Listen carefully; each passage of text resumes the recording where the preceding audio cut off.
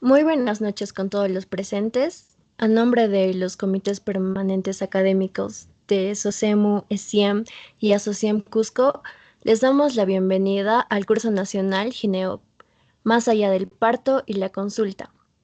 Este evento está dirigido a estudiantes y profesionales de ciencias de la salud que buscan fortalecer sus conocimientos en ginecología y obstetricia a través de ponencias impartidas por especialistas de gran trayectoria.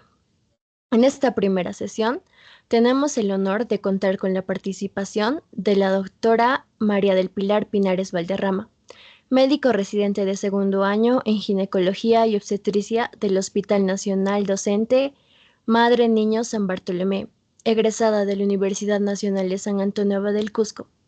La doctora Pinares ha ocupado importantes cargos en el ámbito académico y gremial, entre ellos consejera regional sur de la Sociedad Peruana de Obstetricia y Ginecología en el año 2019. También expresidenta de Asociam Cusco en el año 2018 y exdirectora del CEPAIS Asociam Cusco en el año 2017. Hoy nos presentará el tema de semiología obstétrica, fundamental para comprender la valoración clínica de la gestante y fortalecer nuestras bases diagnósticas en obstetricia. Sin más preámbulo, dejamos con ustedes a la doctora María del Pilar Pinares. Doctora, bienvenida y muchas gracias por acompañarnos. Puede presentar su pantalla. Ya, buenas noches con todos. A ver, voy a compartir mi pantalla. ¿Me confirma si es que se ve, por favor? A ver, espérame. Mm, Ya,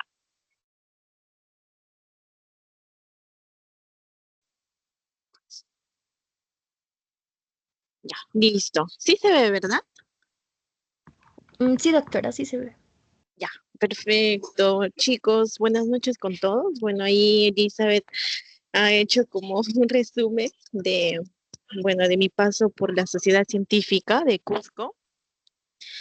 Primeramente agradecerle a SOCIMET, a CPA, que están realizando este curso tan importante para todos nosotros como médicos que van a ir al CERUN y bueno, independientemente que hagan o no la especialidad, realmente ginecología y obstetricia es un curso que deben de manejarlo bien por muchos factores. Uno de ellos es que siempre van a tener pacientes obstétricas y lo segundo es que en los exámenes también, en las preguntas, siempre viene el porcentaje para el ENAM, para la residencia, es muy alto. Así que felicitarlos a cada uno de ustedes que se ha dado tiempo para poder unirse a este curso y que formen parte de la sociedad, ¿no? Realmente uno de los recuerdos más bonitos de mi pregrado es haber formado parte de mi sociedad allá en Cusco, ser parte de CEPAIS,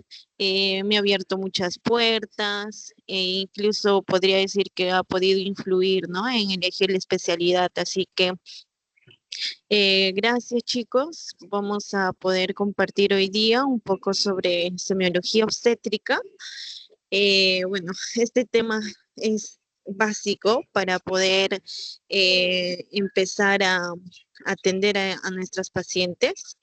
Básicamente lo vamos a utilizar en la primera atención que ustedes, en el primer contacto que van a tener con sus pacientes gestantes, ¿no? Eh, es básico porque, bueno, nosotros tenemos que guiarnos de la clínica, es clave para muchos diagnósticos que vamos a llevar a cabo. Así que en las siguientes láminas vamos a conocer un poco más cómo vamos a hacer nuestra evaluación, qué aspectos tenemos que tener en cuenta y de esta manera poder incluso evitar, ¿no? Complicaciones, que eso es lo que sobre todo estamos buscando. Así que sean bienvenidos al curso y bueno, expectantes de todo lo que van a aprender. Vamos a empezar con la semiología obstétrica. Bueno, como les iba mencionando, la semiología, eh, la principal objetivo va a ser de que podamos detectar tempranamente posibles complicaciones, ¿no? Tanto para la madre como para el feto. Ustedes saben de que en obstetricia sus pacientes son dos, es el binomio madre-niño, ¿no? Entonces, por eso es que tiene tanta relevancia el hacer un diagnóstico precoz y una detección temprana también de futuras complicaciones, ¿no? Hacer un buen examen semiológico nos va a ayudar a que nuestra atención sea integral y proactiva. Y esto va a traer como resultado un buen seguimiento perinatal, un buen parto y sobre todo que no haya complicaciones, ¿no? Tanto en la mamá como el bebé. Entonces, uno de los objetivos va a ser la detección precoz de los factores de riesgo y patologías gestacionales. Esto va a permitir de que incluso se tomen medidas para evitar enfermedades como la preeclampsia, las hemorragias postpartos y vas a prepararte, ¿no? Si tú detectas estos factores de riesgo en tu paciente, vas a poder planificar de mejor manera el parto e incluso vas a poder derivarlo, porque ustedes saben que cuando estén en el CERU, dependiendo en qué nivel de atención estén, en sus establecimientos muchas veces no van a poder atender estos partos, pero van a tener que derivarlos oportunamente. Lo que sí van a hacer son los controles prenatales, ¿no? Bueno, según la norma técnica, el primer control prenatal debe ser realizado por el médico. Realmente es triste muchas veces cuando se ve de que este trabajo se le deja mucho a la obstetriz y por eso es que también se ha visto que ellas están como que invadiendo este campo, ¿no? Cuando realmente es un campo que debe ser médico y tenemos que tomar como que medidas frente a esto, ¿no? Como les digo, por lo menos el primer control prenatal debe de pasar por sus manos cuando estén en el CERU, ¿ya? Y lo siguiente es que aseguremos un bienestar materno-fetal, monitorizando el desarrollo fetal y la salud de la gestante. Ustedes saben de que durante la gestación se puede presentar complicaciones. Una paciente que haya iniciado sin ninguna enfermedad, no tiene factores de riesgo en el transcurso, podría presentarlo. Y la idea es que podamos identificarlo precozmente para poder tomar medidas, ¿no? Y por último, planificación del parto. Esto es sobre lo que les estaba explicando, ¿no? Orientarles sobre la vía del parto y incluso hacer lo que es la profilaxis, ¿no? Porque hay muchas pacientes que no tienen idea cómo es el parto, cómo debería de reaccionar, hay tantas medidas para disminuir el dolor, entonces todo eso obviamente con el apoyo de las licenciadas en obstetricia, en un trabajo en conjunto se puede organizar de mejor manera. Entonces, principalmente cuando ustedes van a tener en su consulta a su paciente gestante, la anamnesis va a ser fundamental porque mediante ella ustedes van a recopilar información crucial sobre los antecedentes médicos de la mamá, obstétricos y familiares. Ya que esto va a determinar mucho el curso del embarazo. En la parte de obstetricia, chicos, los antecedentes va a ser súper importante porque casi el 70% de los antecedentes se repiten en el siguiente embarazo. Por ejemplo, si mi paciente en su anterior embarazo ha tenido preeclampsia, en este embarazo tiene un riesgo del 70% de volver a presentar la preeclampsia y más si ha tenido otras complicaciones, ¿no? El síndrome de Gel, la eclampsia. Entonces, ¿qué voy a hacer con esta gestante en un segundo embarazo? Ser más detallosa en tomarle lo que es la presión, pedirle que ella se monitorice la presión en casa o que venga a monitorizarse, porque mientras más tempranamente ustedes detecten que haya algún riesgo para que se le eleve la presión. Incluso pueden tomar medidas de prevención, como es la toma de la aspirina, que para que tenga un efecto debería tomarse desde entre las 13 y 16 semanas, o sea, en el primer trimestre. Y de esta manera ustedes pueden hacer de que esta preeclampsia aparezca más tardíamente, porque es diferente que tengas una paciente con preeclampsia de 28, 30 semanas a que le dé la preeclampsia a las 37, cuando ya es un bebé a término, donde ya sus factores de o su pronóstico para el bebé es mucho mejor que nazca un bebé prematuro. El otro ejemplo es lo que es el RPM, la ruptura de las membranas. Si la paciente me dice que en su anterior embarazo ha tenido pérdida de líquido, y ha tenido ruptura de membranas, que es otra causa de parto pretérmino, también voy a tomar medidas, por ejemplo, monitorizar lo que son las infecciones urinarias, infecciones vaginales, la bacteriuria sintomática que debe ser tratado adecuadamente para evitar de que esta paciente vuelva a presentar esta complicación en este embarazo.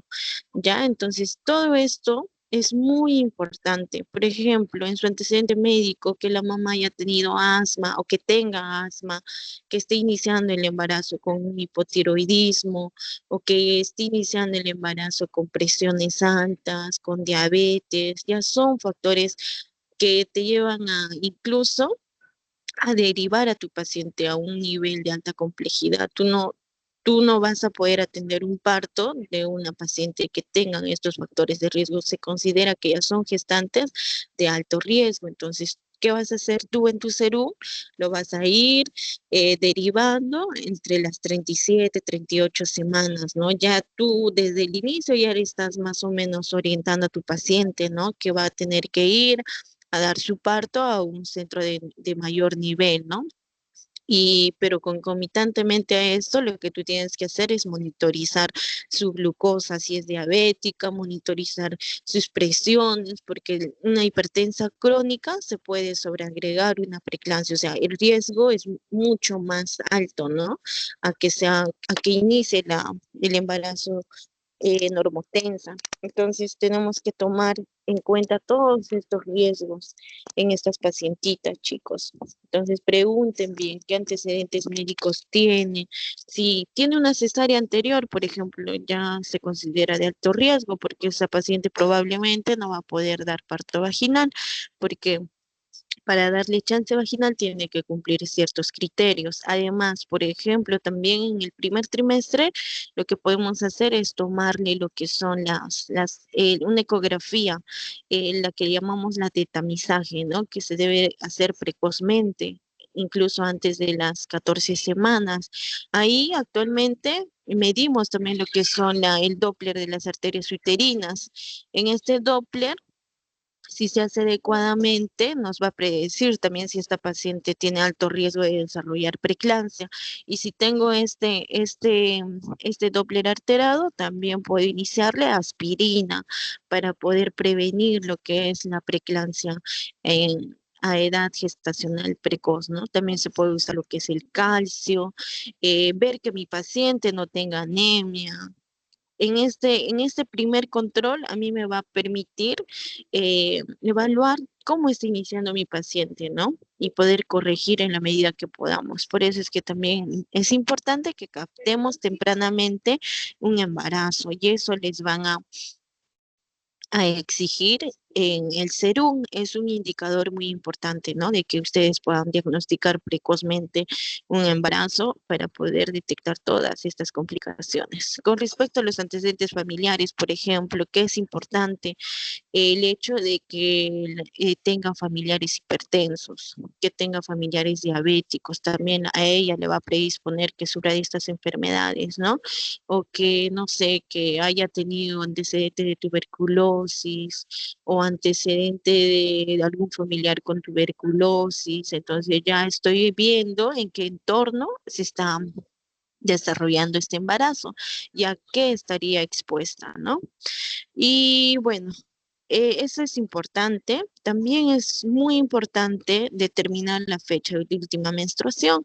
Hay veces nuestras pacientitas cuando les mencionamos este término ellas piensan que es el último día de su regla, pero no es así. La fecha de última menstruación se refiere al primer día que ha iniciado la menstruación. Entonces, cuando tú le preguntes, aclárale ese detalle para que ella no se confunda, ¿ya?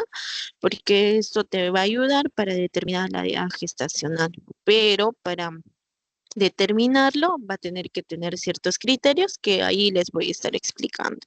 También es importante, ¿no? La historia de sus embarazos previos, como hemos dicho, si ha tenido abortos, cómo, cuánto ha nacido, con cuánto fue el peso mayor de su bebé, qué complicaciones ha tenido en sus partos anteriores, si este embarazo es de una nueva pareja. ¿Por qué es importante eso?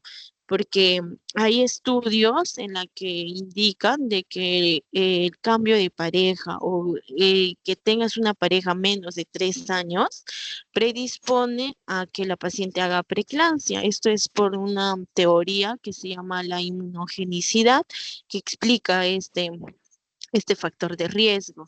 Entonces es importante hacer una buena anamnesis con respecto a sus embarazos previos. Eso te va a dar una idea más o menos si esta paciente se va a complicar o no se va a complicar. También de sus síntomas actuales, ¿no? O la medicación que está tomando, porque ustedes saben que hay medicamentos que están contraindicados, sobre todo en el primer trimestre, ¿no? Que se va a dar la embriogénesis y que puede predisponer a que el bebé pueda tener alguna malformación. Entonces, por ejemplo, una paciente que tenga epilepsia, no es lo mismo que, que tome ciertos medicamentos, por ejemplo, la fenitoína, la carbamazepina está contraindicada en el primer trimestre porque predispone a lo que es el labio leporino. Entonces es importante eso, ¿no? Para poder suspenderle y cambiarle por otro medicamento que sea de menor efecto para el bebé. Entonces hay que hacer hincapié en eso, chicos.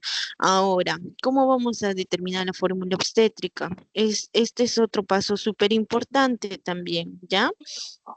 Lo vamos a determinar la fórmula obstétrica mediante este diagrama.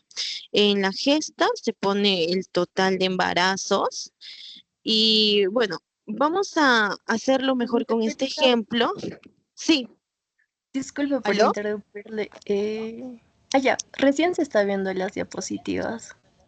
Uy, ¿en Pues, serio? ¿Ahora sí se ve?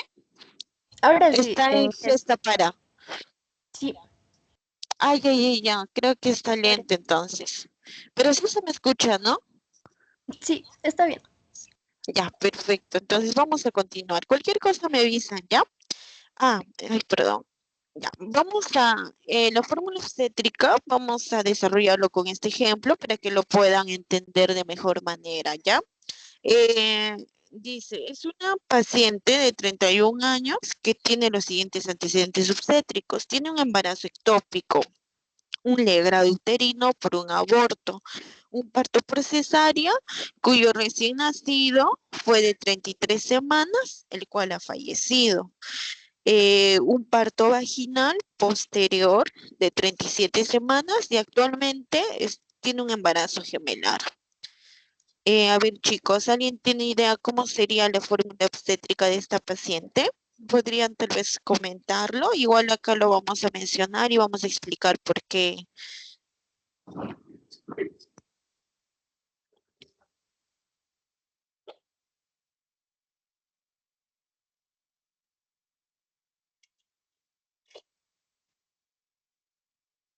A ver, les doy un poquito de tiempo para que más o menos lo vayan desarrollando.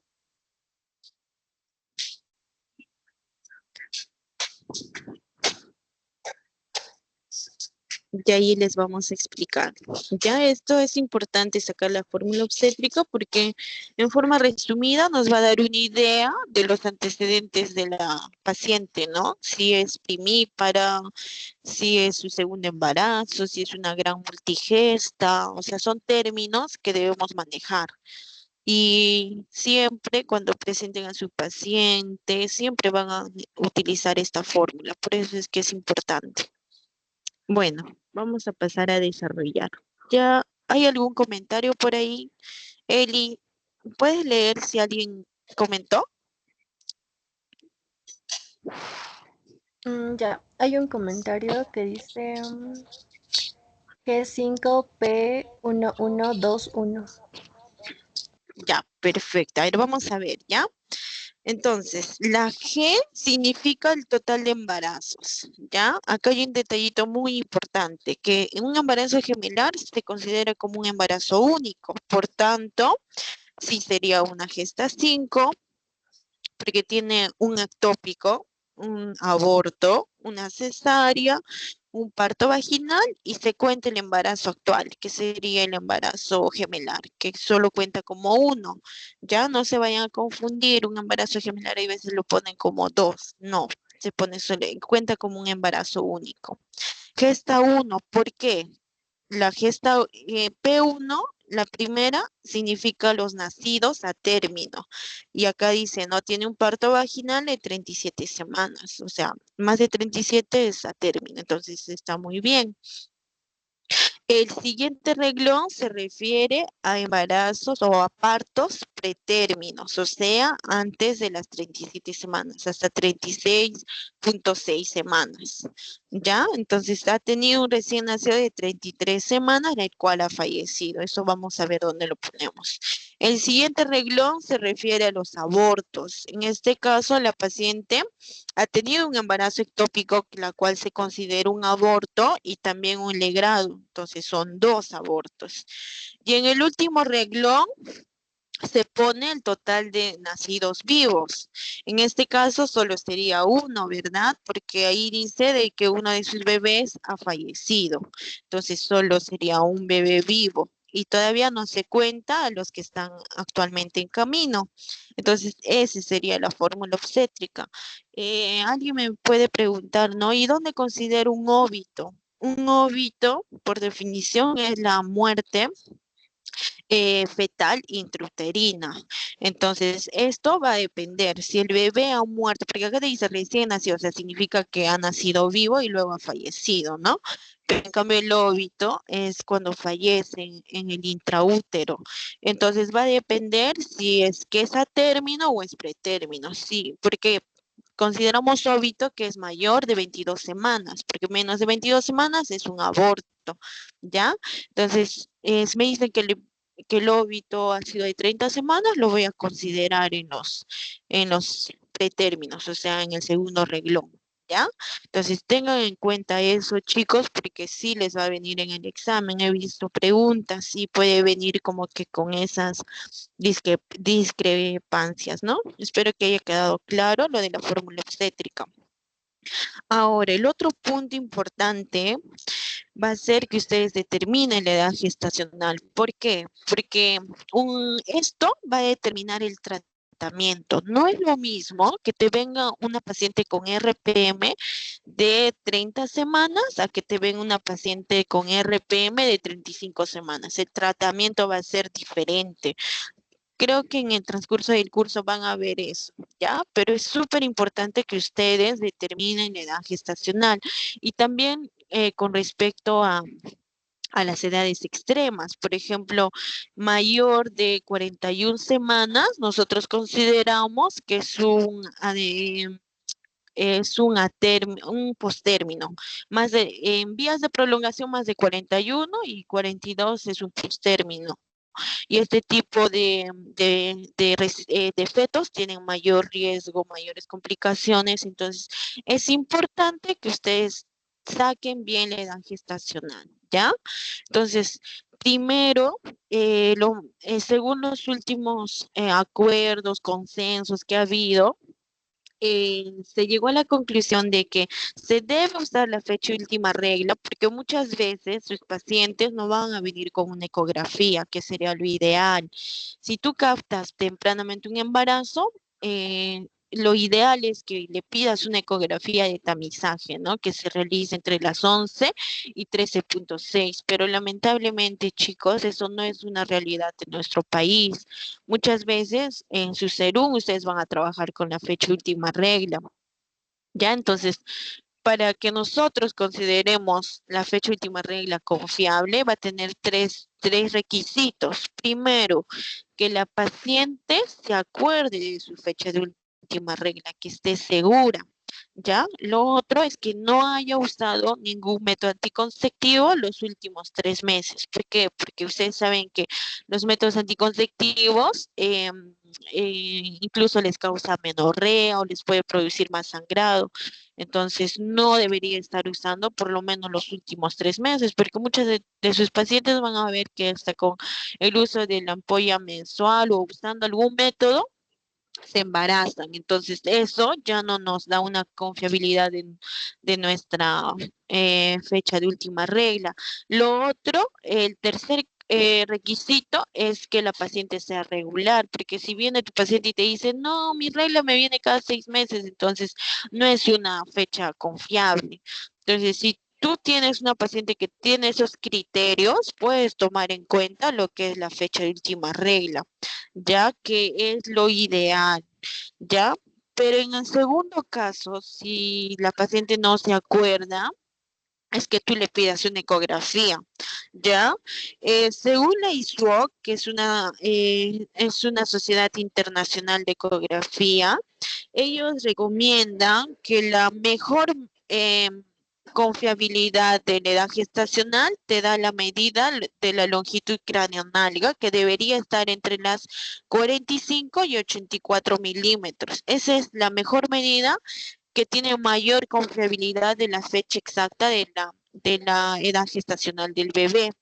Por eso es importante que ustedes capten tempranamente los embarazos. Obviamente que si la ecografía solo vas a ver saco, no vas a poder, o sea, no puedes tomarlo en cuenta porque tiene que haber presencia de latidos. Y lo ideal es la medida de la longitud craneoanálgica, ¿ya? Acuérdense, a ver, si está en sus posibilidades, pidan a sus pacientes una ecografía de tamizaje entre las 11 y 13.6. Esto también sirve para detectar riesgo de cromosomopatías. Hay diferentes criterios para medir si es que este bebito puede venir con alguna cromosomopatía y se puede diagnosticar tempranamente. No son solamente signos, ¿no? Que nos da una alta confiabilidad. Además de eso, hay calculadoras que les puede ayudar a sacar la edad gestacional. Uno es el Perinatology, ustedes lo pueden buscar en el internet, perinatology.com, y ahí incluso pueden poner la medida de la longitud craneoanálgica y ahí les sale cuánto sería la edad gestacional. También en el aplicativo se pueden descargar lo que es el gestograma, y ahí, ¿no? Les sale para que usen la fecha última regla o la ecografía, de acuerdo a lo que ustedes tengan, ¿no? También tenemos lo que es la de la Clinic Barcelona, que bueno, aquí sí toma en cuenta si es el sexo del bebé, ¿no? Incluso estos calculadores nos sirven para sacar el presentil de crecimiento y de esta manera también poder diagnosticar si es que este bebé está creciendo bien, si es un RCU, una restricción de crecimiento intrauterino o un pequeño preaje gestacional, ¿no? Que ya son otro tipo de patologías. Pero incluso para esto también es importante el adecuado cálculo de la edad gestacional. Por otra parte, también muchas veces yo estoy segura que ustedes han tenido pacientes, familiares, que siempre les van a preguntar, ¿no? De que, ¿cuándo sería mi fecha probable de parto? Siempre para que estén listos, preparados, ¿no? Entonces nosotros usamos lo que es la fórmula de Nayeli, ¿ya? Ahora obviamente tenemos aplicativos que incluso en las calculadoras que les he mencionado, ahí les sale con fecha probable de parto, pero para sus exámenes o para otras circunstancias donde no cuente con estos aplicativos, tienen que saber esta fórmula de Nayeli, ¿ya? Para que les dé una idea más o menos de cuánto sería el parto. Y la fórmula consiste en que la fecha de última regla que la paciente les haya indicado, se le suma 7 días al día y se le resta 3 meses al mes. Y al año se le suma un año, ¿ya? Para que lo entiendan mejor, vamos a ver este ejemplo. Por ejemplo, que mi paciente me dice que su fecha última regla es el 21 de mayo del 2019. Entonces, ¿cómo le voy a sacar la fecha probable de parto? A los 21 días le voy a sumar 7 días, ¿ya? Que sería el 28. Y a mi y a mi mes, que es en mayo, le voy a restar 3 meses, que sería en febrero. Y le voy a agregar al año 1, que sería en el 2020. O sea, ¿cuándo sería su fecha probable de parto? El 28/02 del 20. ¿Ya? Eso es importante también, chicos, porque esto nos va a dar, o a la paciente sobre todo, le va a dar una idea de cuándo debería estar acudiendo a su control y cuándo debería más o menos darse el parto, ¿no? Porque más de este tiempo ya estaríamos hablando de un embarazo prolongado, la cual es muy riesgoso, ya que se debería ya inducir a la paciente si es que no tiene contracciones, ¿no? Porque puede traerle que es el óbito fetal. Así que hay que orientarles también a las pacientes al respecto, ¿ya? Luego, posteriormente, luego de nuestra anamnesis y todo esto, vamos a pasar a lo que es el examen físico general. Aunque nosotros nos vamos a enfocar más en el abdomen, no debería ser todo lo que vamos a ver. Ya, nuestro examen físico debe ser completo, de pies a cabeza. Tenemos que ver la misma fase de la paciente. Ella te puede decir, no, no tengo ninguna enfermedad, pero no sé, le puedes ver alguna lesión en la piel que te puede llevar a pensar, ¿no? De que puede tener otras enfermedades, evaluar los signos vitales, ¿no? Como ya hemos hablado, sobre todo la presión arterial. Por ejemplo, ¿qué pensaría si mi paciente está con taquicardia? Debería tomarle lo que es la temperatura, porque la temperatura te causa aumento de la frecuencia cardíaca y por ende también taquicardia fetal. ¿Ya? El estado nutricional, chicos. Lamentablemente, actualmente todas nuestras gestantes inician el embarazo en obesidad. Son muy pocas las que inician con normopeso. Y eso ya es una enfermedad, no es que la paciente esté sana. Y eso tú tienes que darle a entender a tu paciente que no es normal que inicie el embarazo con obesidad, porque eso ya le está predisponiendo ya a diabetes gestacional, le predispone a preeclampsia y desde ahí tú ya debes de empezar a trabajar con tu paciente para que tenga una dieta estricta, ¿no? Y ahí les voy a explicar cuánto debería aumentar de peso para evitar estas complicaciones, porque esto qué va a llevar a que el bebé sea macrosómico, que se complique en el parto, que haya traumas obstétricos, que haya distocia de hombros. O sea, si se ponen a pensar ustedes, en el primer nivel tienen un rol tan importante si ponen énfasis en estos aspectos, porque lamentablemente muchas veces a los hospitales de mayor nivel ya nos llegan ya con muchas complicaciones y muchas veces ya hay muy poco que hacer, pero en sus manos de ustedes va a estar eso, ¿no? De poder orientarle a tu paciente de que no puede aumentar más de peso, orientarle sobre la anemia y tantas otras complicaciones que ustedes lo van a detectar, ¿ya? Los edemas actualmente ya no se toman en cuenta para preeclampsia, ¿ya? Los edemas son fisiológicos en la gestante, esto debido a todo el cambio fisiológico que creo que lo van a ver en la siguiente hora y van a darse cuenta que no necesariamente un edema te va a llevar a pensar en preeclampsia, ¿ya? Pero siempre hay que evaluar a nuestras pacientes. Sí hay edemas, pero y es en el último trimestre. No es normal que tu paciente venga con edemas desde el primer trimestre. Eso sí sería normal.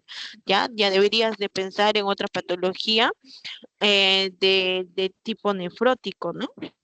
Varices, presencia de otras alteraciones, ¿no? Haga un examen integral.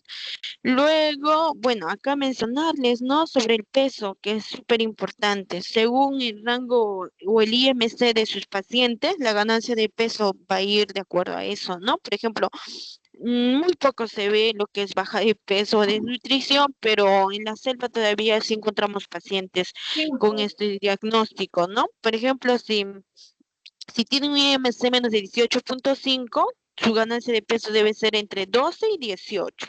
Si es normopeso, entre 11 y 16. Si tiene sobrepeso, si tu paciente está iniciando con sobrepeso, máximo tiene que ganar 11 kilos en todo el embarazo, ¿ya? Y si está con obesidad, máximo 9 kilos. Incluso si tu paciente está con una obesidad mórbida, o sea, un IMC más de 40, no debería ganar ni 1 kilo de peso. Ya, chicos, esto sí está en sus manos de poder controlarlo con una buena orientación. En nuestro examen físico también vamos a realizar algo que es súper importante, que son las maniobras de Leopold, ¿ya? Ustedes me dirán, uy, pero ahorita ya la ecografía ya no es necesario. Ustedes muchas veces en el CERU no van a tener ecografía, ¿ya? Y tienen que realizar esta maniobra. Mientras más lo hagan, van a ver de que sus manos se van a adaptar, ¿ya? Entonces hay 4 pasos que nos van a ayudar a medir lo que es la maniobra de Leopold, ¿ya? La primera maniobra nos va a ayudar a ver el fondo, ¿ya?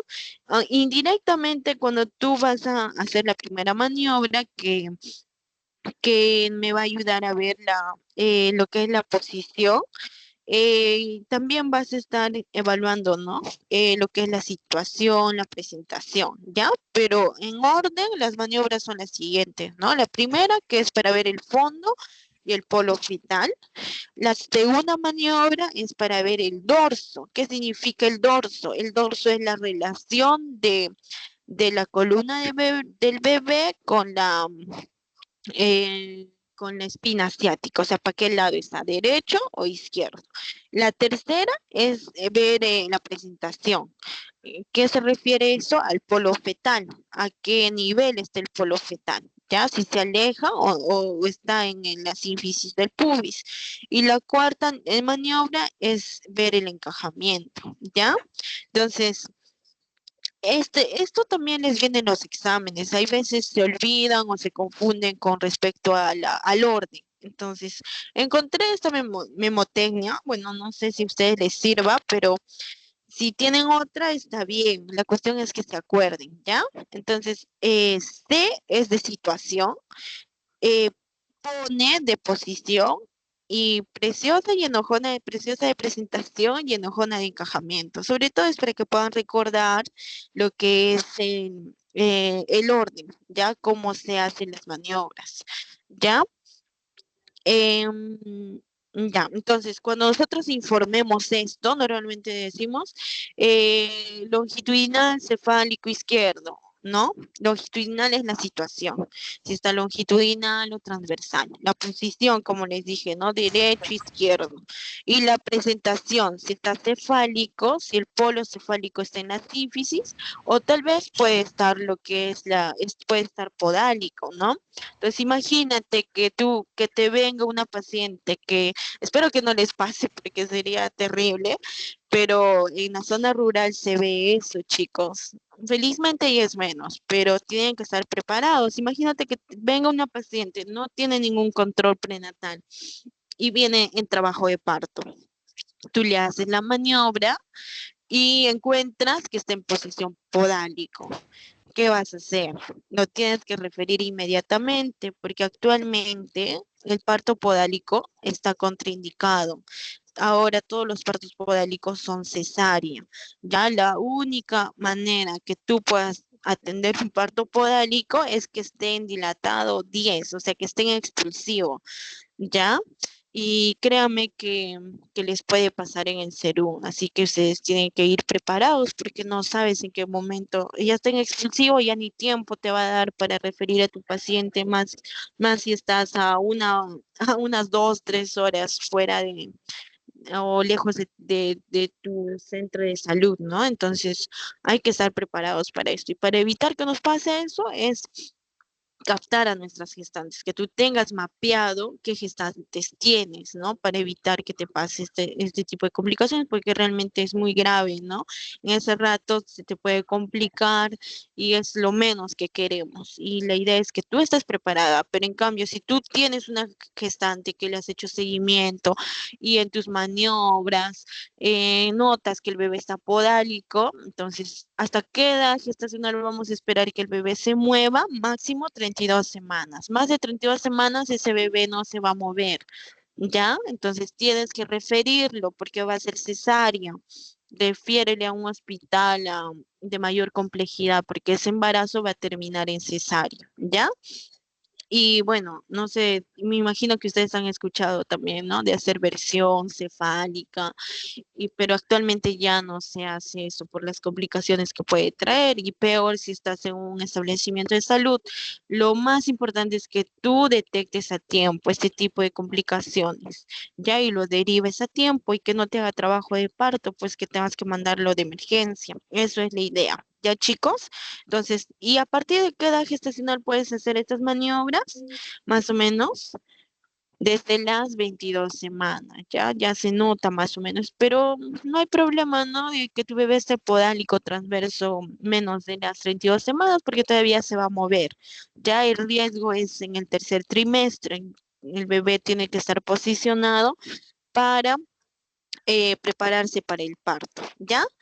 Y bueno, el otro tema que tenemos que ver son los signos del embarazo, ¿no? Hay tres tipos de signos del embarazo: presuntivos, probables y confirmatorios.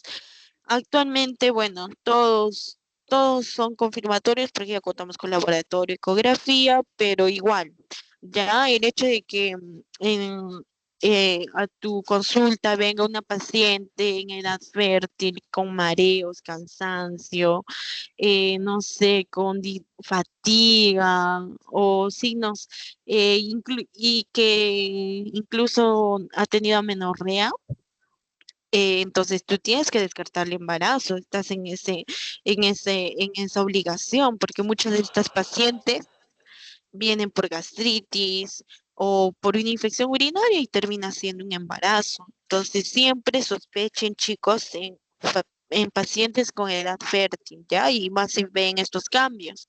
Aparte de eso, en nuestro examen físico podemos encontrar otros signos que son más probables, ¿no? Por ejemplo, la que es el de noble budín, que cuando tú haces tacto vas a notar que el fondo de saco vaginal va a estar ocupado por el útero y esto es por el crecimiento, ¿no? Y esto se ve en los embarazos más de 8 semanas principalmente, porque si son embarazos más pequeños no va a haber este signo. También tenemos el otro signo que es de Chadwick, que es la coloración violácea a nivel genital, ¿no? Y esto es porque por el cambio hormonal que va a aumentar la vascularidad de este nivel. En la siguiente charla creo que van a ver eso, ¿no? Todo el cambio que va a ocurrir en el embarazo para que se pueda preparar para poder desarrollar al nuevo ser, ¿no? Y también tenemos el signo de Godel, que significa reblandecimiento del cuello uterino. Seguro que en sus rotaciones o en sus prácticas van a tener oportunidad de poder hacer tacto, ¿no? Es diferente hacer tacto a una embarazada que a una paciente que no está embarazada. Definitivamente es muy diferente y ustedes lo van a notar, ¿ya? Entonces, y los confirmatorios, ¿no? Ya verlo en la ecografía, que tengas un examen de orina positivo. ¿En qué semana puedo pedir o en qué semana me puede salir positivo el examen de embarazo en sangre? A las, en sangre a las 5 semanas y en orina a las 6 semanas, ¿ya?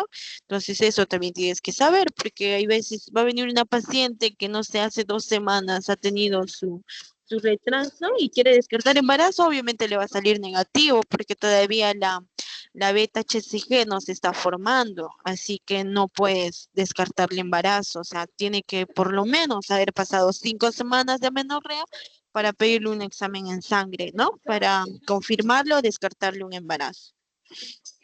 Ya. Luego tenemos lo que es la auscultación, chicos. Acá es súper importante ver que los latidos normales es entre 160, 110 y 160, ¿ya? Esto lo vamos a hoy, vamos a usar el Doppler. De hecho, que Doppler van a tener en su centro de salud, en el hospital, así que no hay problema, solamente hay que detectar bien, hay que ver. ¿Y cómo puedo tomar esto? Tengo que hacer mis maniobras de Leopold y ver en qué dorso está mi bebé, ¿no? Derecho, izquierdo, para poder orientar el Doppler, ¿no? Y saber cuántos latidos tiene. Y lo otro es que, ya, la auscultación con el Doppler se hace a partir de las 18 semanas, ¿ya? También es importante acá los movimientos fetales. Las pacientes perciben los movimientos fetales dependiendo si es primigesta o multigesta, ¿no? En las primis lo detectan más tardíamente, a partir de las 22 semanas. Y en las multis, ellas sí presienten más antes, desde las 18 semanas. Y los movimientos fetales son un indicador de bienestar fetal, ¿ya? Así que eso también es importante, es un signo de alarma en el tercer trimestre, cuando venga tu paciente y te dice que no se mueve bien su bebé, ellos ya tienen un ritmo de movimientos fetales, ¿ya? La otra cosa importante que vamos a hacer en nuestro examen físico es medir la altura uterina. ¿Cómo se hace esta medida? Desde el borde superior de la sínfisis hasta el fondo del útero, ¿ya? ¿Esto para qué nos sirve? Y a ustedes les va a servir mucho. A pesar de tantos años de que existe ecografía y todo, nada sustituye a esto. ¿Por qué? Porque precozmente en tu posta puedes detectar si ese bebé está creciendo o no bien. ¿Por qué? Porque varios estudios han determinado que a partir de las 20 semanas, la edad gestacional se correlaciona con la altura uterina. Por ejemplo, tengo una gestante de 35 semanas cuya altura uterina está en 28 centímetros. ¿Qué debería pensar? ¿Qué debería descartar? Un RCU, ¿ya? Entonces tengo que pedir una ecografía para poder determinar si es RCU o no, porque como les dije, si esto va a determinar que incluso se acabe antes el embarazo o que llegue a término. Entonces, es importante esto, saber de que más o menos a las 22 semanas el útero debería llegar a nivel del ombligo. ¿Ya? Y cuando una paciente ya está a término, incluso va a ser a nivel de la cifoides, va a abarcar ahí.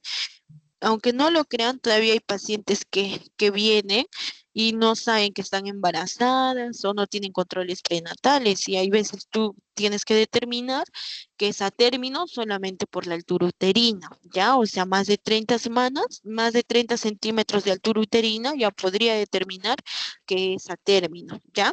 A partir de las 30 semanas no se cumple esta regla, ¿ya? Porque varía. No necesariamente desde las 20 a las 30 sí se correlaciona la altura uterina con la edad gestacional. La otra cosa que tengo que hacer va a ser la evaluación de la pelvis, ¿ya? Ustedes saben que hay diferentes tipos de pelvis y esto nos va a ayudar para determinar si es que va a ser parto normal o va a ser una cesárea.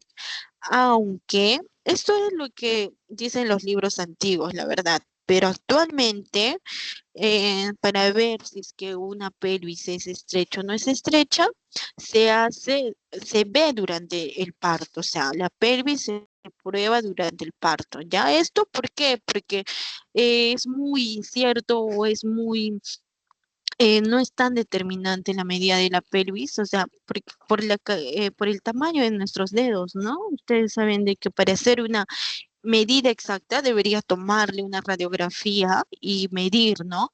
Medir mi conjugado diagonal, mi diámetro bisquiático para determinar a ciencia cierta si es que es o no pelvis estrecha.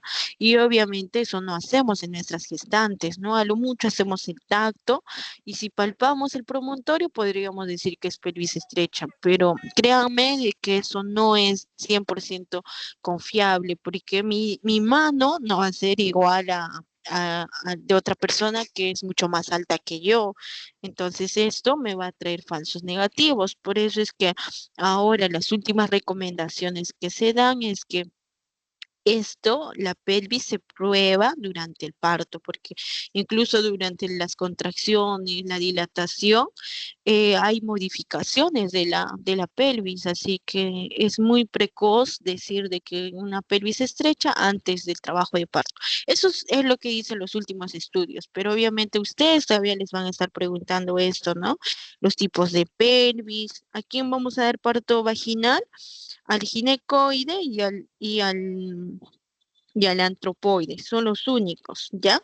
Al androide y al platipeloide no se les puede dar chance, por lo menos eso teóricamente, ¿ya? Para que ustedes se lleven para para sus exámenes.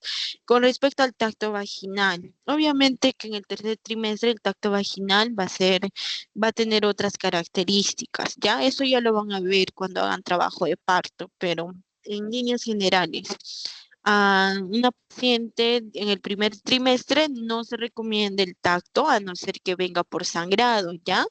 Si viene por sangrado, lo primero que haces es poner espéculo y, y ver, ¿no? Si es un sangrado activo o son restos, porque hay varias causas, ¿no? En el segundo trimestre tienes que tener cuidado, ¿ya? Si tu paciente viene con sangrado, está contraindicado hacerle tacto, porque puede ser una placenta previa y le puedes hacer tacto y va a sangrar más. Entonces, también solamente es poner espéculo y asegurarte que la placenta tenga una inserción posterior, ¿no? Y que no esté adelante. Pero en el primer trimestre, el tacto vaginal se informa de la siguiente manera, ¿no? La posición, si está posterior, el tamaño, 2 centímetros de lo normal, si está blando o está fibromuscular. Normalmente en las gestantes está blando, ¿ya? Y por ejemplo, en las pacientes que ya han tenido partos anteriores, pueden estar dehiscentes, ¿ya? Porque, ¿qué significa dehiscente? Que sin necesidad de estar en trabajo de parto puede ingresar un dedito, ¿no? En el cuello uterino, y esto es porque ha tenido partos anteriores, ¿ya? Entonces, esa es nuestra evaluación. Principalmente en el tercer trimestre, ¿no? Cuando ya venga con contracciones, pero en el primer trimestre no hay necesidad de hacer tacto, ¿ya? Entonces, todo este conocimiento nos va a llevar a que nosotros orientemos a nuestra paciente de los signos de alarma, ¿ya? Educarlas. ¿Qué significa eso? Que cuando debe de acudir inmediatamente a tu establecimiento de salud, ¿ya? Cuando haya sangrado, que es el principal signo de alarma, y como les digo, va a depender en qué trimestre está. Si me viene con sangrado en el primer trimestre, ¿qué voy a pensar? Aborto. Si me viene con sangrado en el segundo trimestre, tengo que pensar en enfermedades que me causen hemorragia en el segundo trimestre, que también lo van a estar viendo en el desarrollo del curso, ¿ya? Y el dolor intenso, por ejemplo, tienen que saber diferenciar, ¿ya? Cómo es el dolor tipo contracción y cómo es un dolor abdominal tipo cólico, que puede ser por un cólico renal, por un cólico, por una colelitiasis, entonces, o por una apendicitis en el embarazo. Entonces, tienen que saber diferenciar el dolor. Muchas veces nuestras pacientitas en su primer embarazo no sabe cómo es una contracción, pero tú más o menos le orientas, ¿no? Y buscar otros signos, ¿no? Si está acompañado de náuseas, diarrea, entonces puede ser algo más intestinal, ¿no? Y no es contracción. Luego la cefalea, la visión borrosa, ¿qué es lo que me lleva a pensar a lo que es una preeclampsia, ¿no? Sobre todo en mayores de 20 semanas, que es mayor, es donde se da esta enfermedad. Los movimientos fetales, como les dije, es un indicador indirecto de bienestar fetal, que la paciente más o menos, ella te indica, ella sabe cuándo se mueve su bebé, en qué momento no se mueve. Y si ella te dice que su bebé no se mueve, tú tienes que creerle, ¿ya? Y hacer las pruebas de bienestar fetal. Puede ser que la mamá no haya comido y descartar, ¿no? Lo más complejo, pero siempre créele a lo que te diga tu paciente, ¿ya? Y la pérdida de líquido, ¿ya? Hay que preguntarle cómo es la pérdida de líquido, porque a veces puede ser una incontinencia urinaria y no necesariamente puede ser una ruptura de membranas, ¿ya? Entonces tiene características y una buena anamnesis es suficiente para yo determinar el diagnóstico de mi paciente. Bueno, chicos, ya para terminar, las conclusiones a las cuales podemos llegar es de que nuestro enfoque tiene que ser clínico y didáctico. Ya ustedes, como profesionales de salud que van a empezar a trabajar en primer nivel de atención, tienen que empoderarse de todo este conocimiento y empoderar a sus pacientes, ¿ya? Y de esta manera sea un trabajo en conjunto, tanto con las licenciadas, las obstetrices y ustedes, ¿no? Así que esta herramienta sea dinámica y que esté acompañado del conocimiento científico, ¿no? Muchas de las cosas que les he mencionado ya no lo usamos. También tenemos como que acompañarnos de la modernidad, ¿no? Hay cosas que la tecnología nos ha favorecido, pero hay cosas que jamás la tecnología lo va a reemplazar, como les he mencionado. Así que usemos todas las herramientas que tenemos, ¿ya? Tanto la tecnología, la parte semiológica que es tan importante para poder dar una buena atención a nuestras pacientes.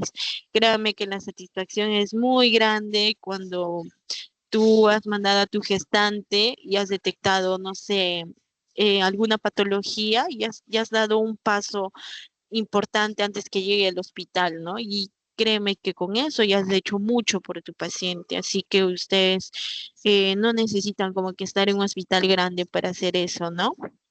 Y que nuestra formación sea continua, así como lo están haciendo ahora. No se satisfagan solamente con lo que les dan en las clases de la universidad. Busquen más, lean más.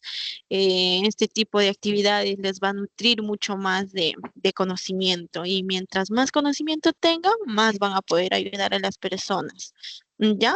Y la práctica, el internado, aprovechenlo, ahí van a tener oportunidad de atender partos, de de hacer tactos y van a poner en práctica todo este conocimiento que están adquiriendo.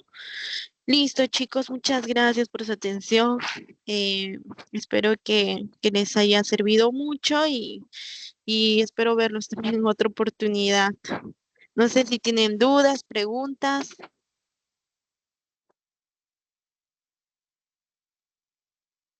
¿Aló?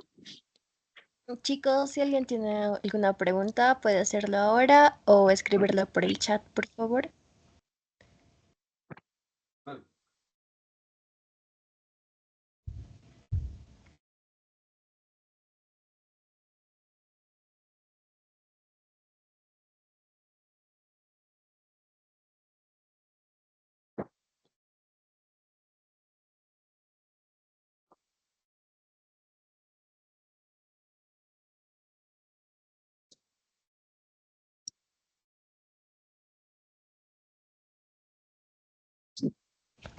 Bueno, parece que no hay preguntas, así que agradecemos a la doctora María del Pilar por su brillante ponencia y el tiempo que ha compartido con nosotros.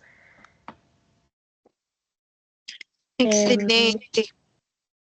Ah, ¿hay alguna sí, pregunta, creo?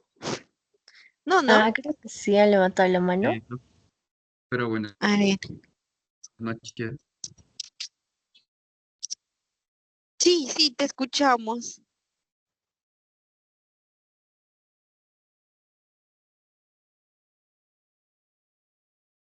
Mencionó algo muy, algo que quizás no había escuchado sobre para poder determinar el tipo de pelvis en el parto.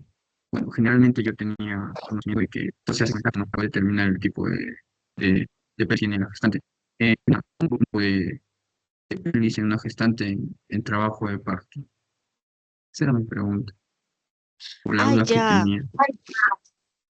Sí, como les había mencionado, sí tenemos la parte teórica, ¿no? De que para determinar si es una pelvis ginecoide o no. Ya, o sea, sí, la teoría está, ¿no? Del conjugado diagonal, cuál es la medida y todo eso. Pero los últimos estudios han mencionado que, o sea, no es tan válido, ¿no? Porque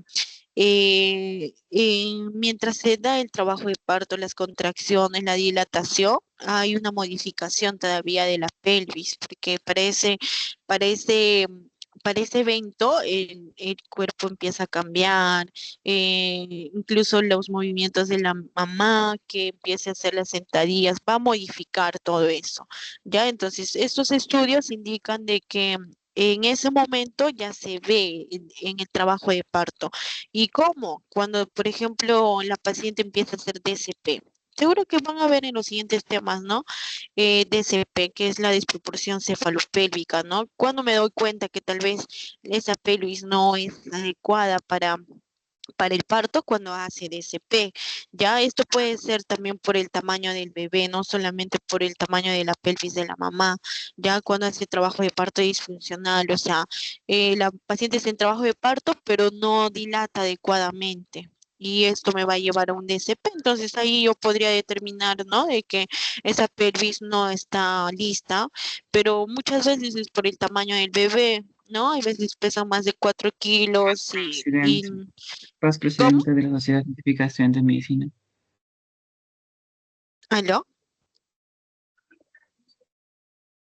Ah, ya, eso sobre todo. Igual yo puedo pasarle esos artículos, pero el detalle, como les mencioné también, ¿no? Que aún en las clases les van a preguntar sobre las medidas de la pelvis, los tipos de pelvis, la cual sí tenemos que saber, ¿no? Pero más o menos para dar la idea que todo está como que un cambio continuo, ¿no? Y los conocimientos también están cambiando, pero como les dije, eso todavía va a venir en los exámenes, así que tienen que saberlo igual.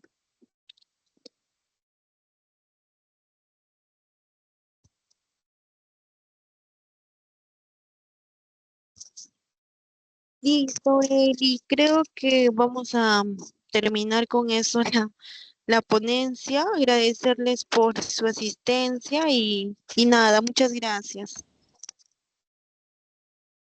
Sí, doctora. Agradecemos muy profundamente por su ponencia, que de seguro nos ha enriquecido mucho a mí sobre todo y a todos nuestros compañeros.